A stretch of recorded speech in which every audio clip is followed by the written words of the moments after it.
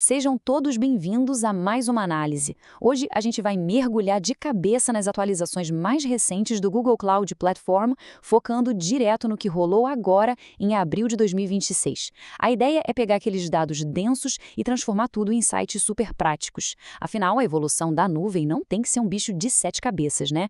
Vamos desbravar o que realmente interessa e ver como essas ferramentas estão literalmente redefinindo a infraestrutura de tecnologia.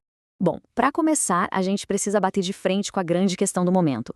Como é que as organizações modernas conseguem equilibrar o poder absurdo da IA generativa com aquelas realidades super rígidas de custo e de conformidade? Esse é, sem dúvida, o maior dilema corporativo da atualidade. A inovação é ótima, claro, mas ela não pode quebrar o caixa da empresa e muito menos atropelar regras de segurança. Então, o nosso resumo de hoje vai desmembrar exatamente como as inovações mais fresquinhas da nuvem do Google estão respondendo a tudo isso. E para facilitar, nós vamos quebrar esses dados em 3 pilares fundamentais. Então vamos lá. Pilar 1.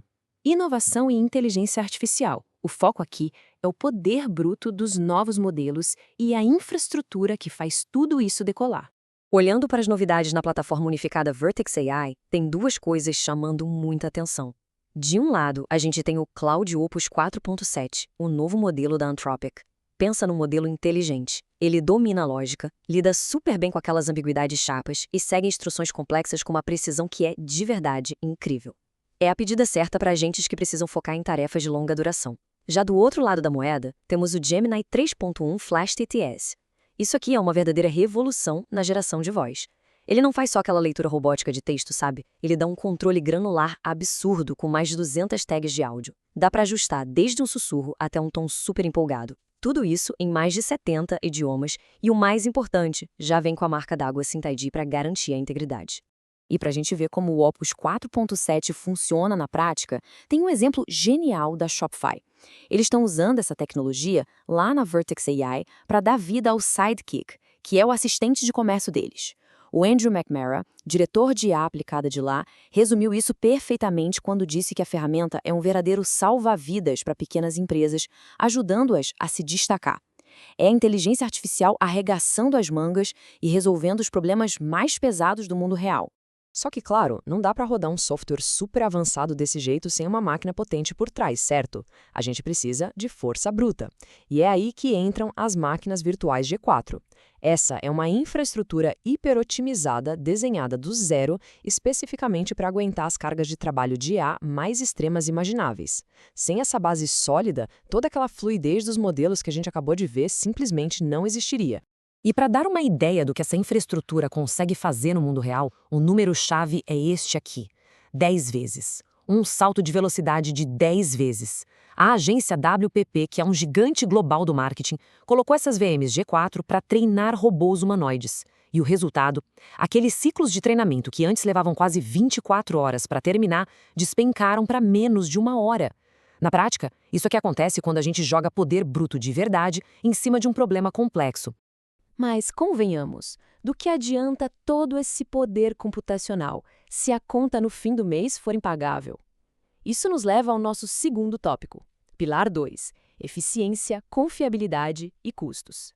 A inteligência artificial generativa tem que fazer sentido no bolso. E para fechar essa equação financeira, a plataforma lançou 3 modelos de precificação. O primeiro é o Pay-U, o famoso pagou pelo que usou, perfeito para quem está só dando os primeiros passos. O segundo modelo é o Priority Pay-Go, que funciona basicamente como uma apólice de seguro contra picos de tráfego inesperados. E o terceiro é o Provisioned Throughput, focado naqueles cenários onde não dá de jeito nenhum para ficar sem capacidade garantida. Cada organização precisa botar isso na ponta do lápis e escolher a rota mais inteligente para o seu negócio. Sabe, o pulo do gato aqui é entender a fundo esse terceiro modelo. Porque o Provisioned Throughput não é só reservar um espaço no servidor. Ele vem com um SLA atrelado, um acordo de nível de serviço super rigoroso. O diferencial gigantesco aqui, esse SLA, não garante apenas que o sistema vai estar online. Ele assegura com todas as letras que as solicitações críticas vão ser processadas, aconteça o que acontecer. Para quem roda operações de nível empresarial, ter essa paz de espírito muda totalmente o jogo. E a otimização não para nos custos. A gente sabe que esbarra na burocracia, nas leis de proteção de dados. Então, para as indústrias altamente reguladas, a plataforma lançou endpoints multirregião focados nos Estados Unidos e na União Europeia. É o cenário ideal. Traz uma alta disponibilidade fantástica com failover entre regiões, se uma falhar, a outra assume na hora, e ao mesmo tempo cumpre à risca as regras de conformidade, garantindo que os dados não vão sair daquela região geográfica. É resiliência e lei andando de mãos dadas. Vamos ver como tudo isso se conecta agora. Chegamos ao pilar 3, desbloqueando dados ocultos. Todo esse hardware potente e softwares maravilhosos precisam de combustível. E a grande questão é como acessar o poder que já está nas informações da empresa. Olha só como as coisas eram. Historicamente, analisar conexões complexas era uma tremenda dor de cabeça. O método antigo te obrigava a mover um monte de dados, criar silos de informação isolados e ainda gerenciar bancos de dados de grafos totalmente separados. Custoso e lento. Aí entra o BigQuery Graph e vira o jogo. Agora dá para usar a linguagem JQL padrão para analisar essas relações operando direto nas tabelas que já existem. Os dados ficam paradinhos no lugar, nada de movimentação, nada de silos. As conexões que antes eram invisíveis agora ficam totalmente claras.